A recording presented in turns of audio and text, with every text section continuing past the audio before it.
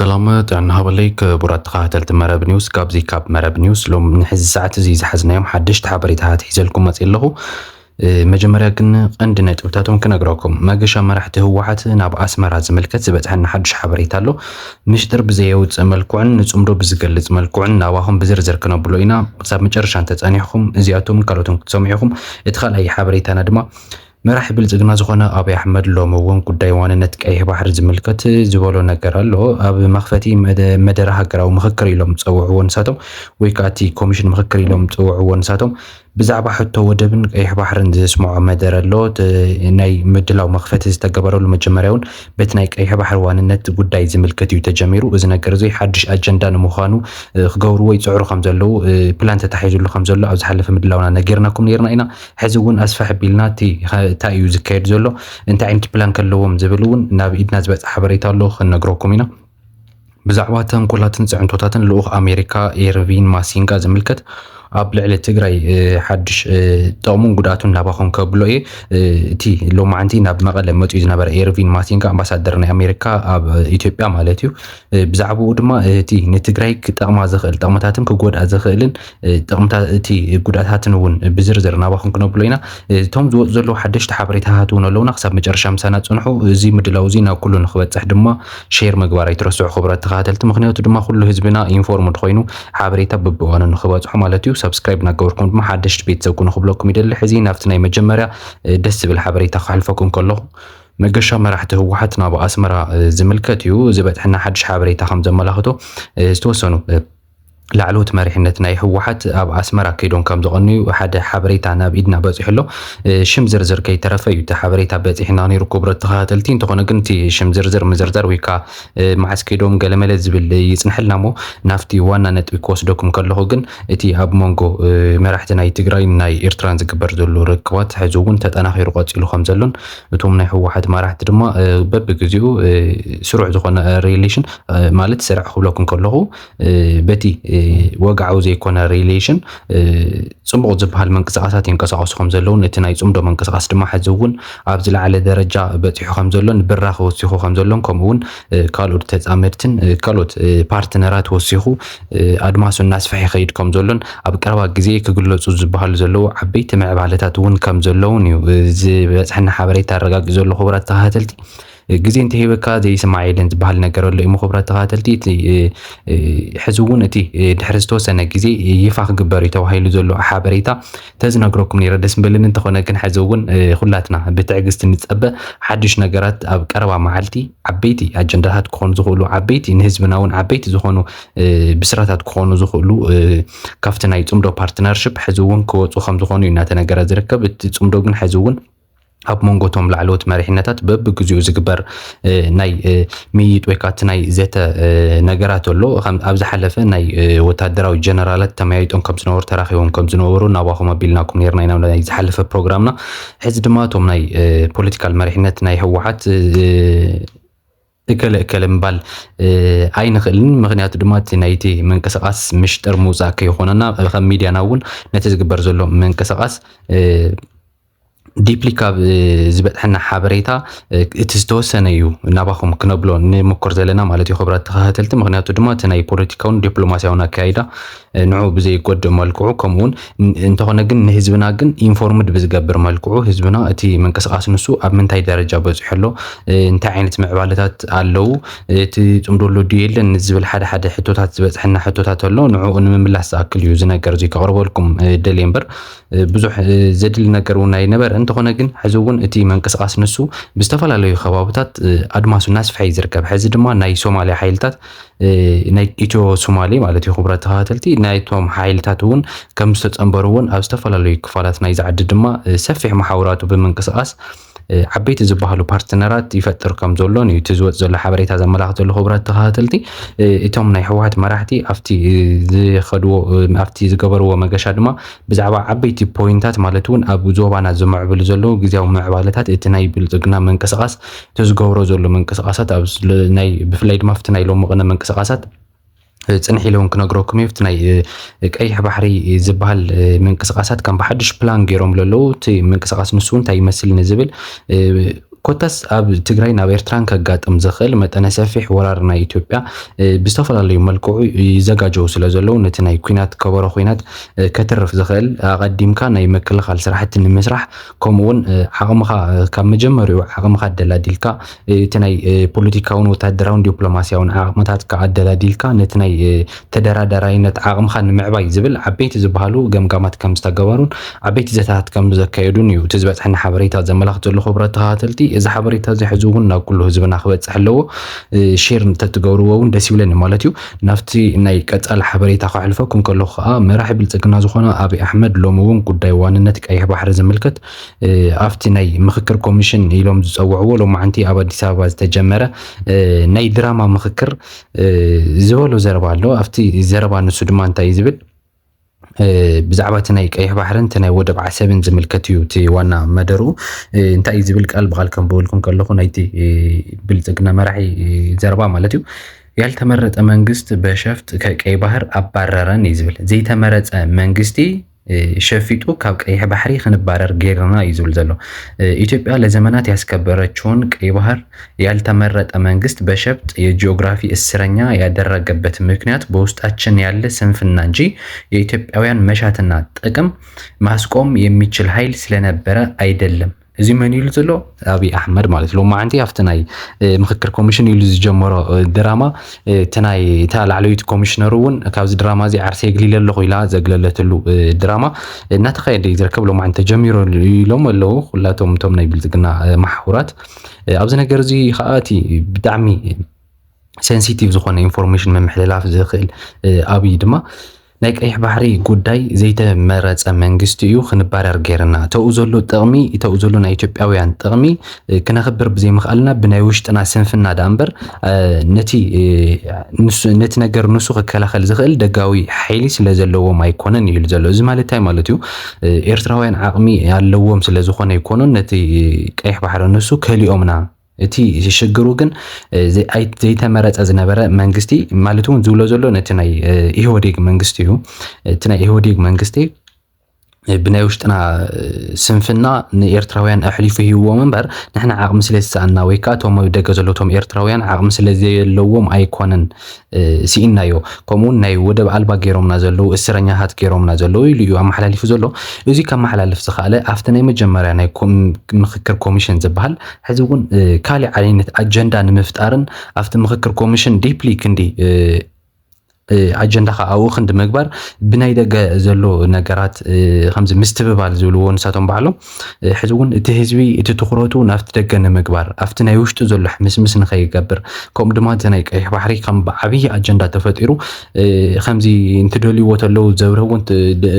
ዘይደልዮም ከዓ ዘጥፈው ዓይነት ኣጀንዳ ኮይኑ ተሪፉ ዘሎ ኣብ ዝሓለፈ ኩላትኩም ከም ትፈልጥዎ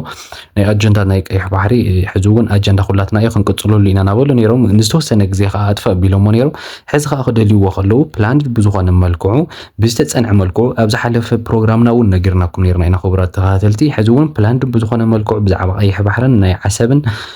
ዓበይቲ ምድላዋት ይፈጥሩ ኣለዉ ዓበይቲ ኣጀንዳታት ንምፍጣር ይንቀሳቐሱ ኣለዉ ኢልናኩም ነርና ይኸው ድማ ሎማዓንቲ በቲ ዝበልናዮ መሰረት ብመስረጃ ኢና ነዋግዐኩም ዘለና ክቡራት ተኸታተልቲ በቲ ዝበልናዮ መሰረት ኣብቲ ናይ ምክክር ኮሚሽን ዝተባሃለ ብናይ መጀመርያ መደርኡ ብዛዕባ ቀይሕ ባሕሪ ጀሚርዎ ማለት እዩ ክቡራት ተኸታተልቲ እና እዚ ነገር እዚ ሕዚ እውን ማዕረኽ እንደናይ ተኳሳሐ ከም ዝኾነ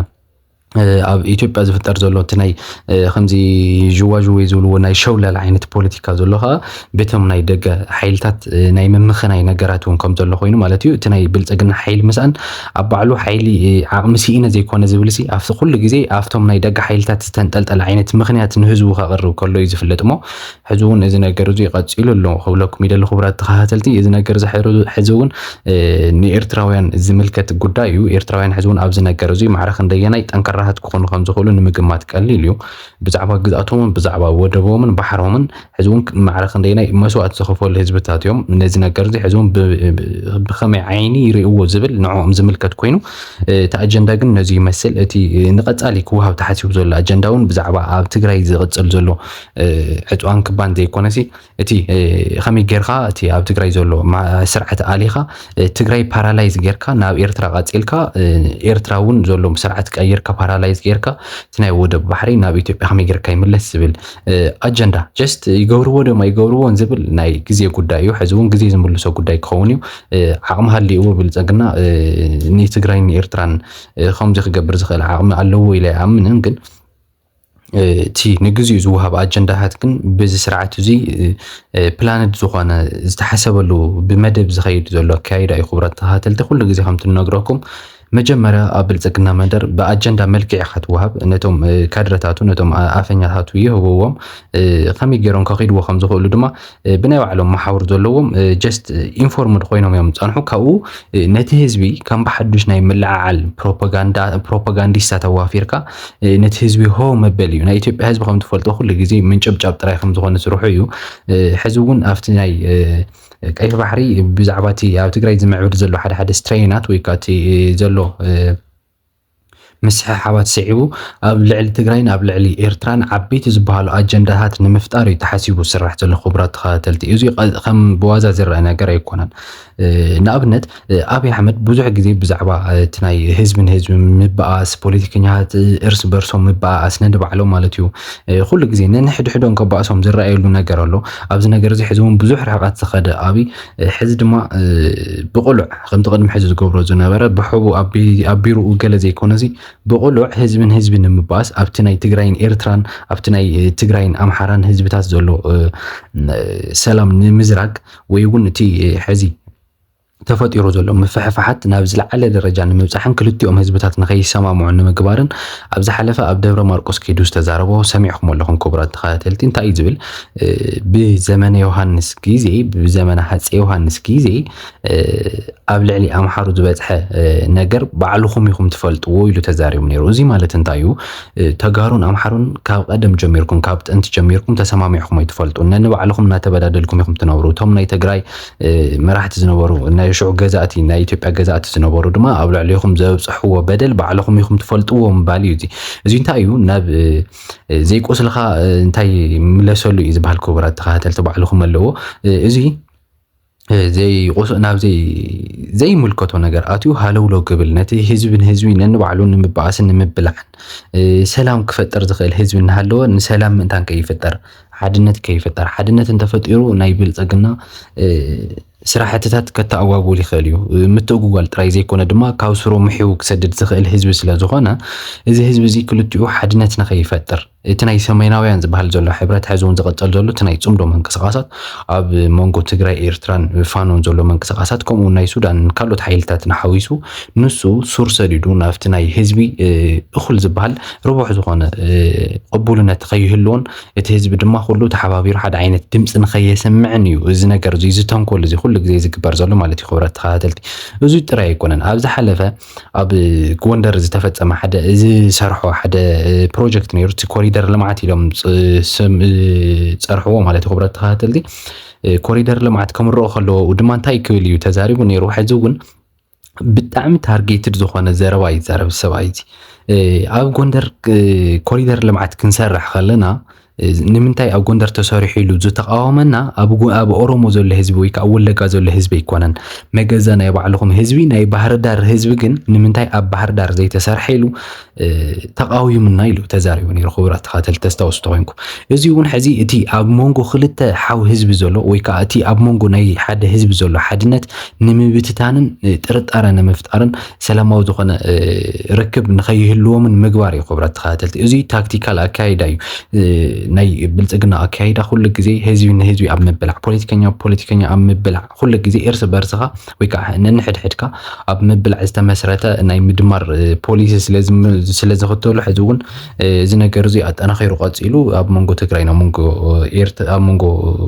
ይቅርታ ኣምሓራን ሰላም ንኸይህሉ ዝሰርሕሉ ዘለዉ ብግልፂ ኣብ ኣደባባይ ነጊሮምና ኣለዉ ማለት እዩ ክቡራት ተኸታተልቲ ሕዚ እውን እዚ ማዕረኽ እንደገናይ በሰላ ዝገድፍ ዓይነት ዘረባ ከም ዝኾነ ካብ ዜሮ ተበጊሱ ህዝቢ ንህዝቢ ከባልዕ ዝሞክር ዘሎ ምምሕዳር ከም ዝኾነ ዘርኢ እዩ ክቡራት ተኸታተልቲ ሕዚ እውን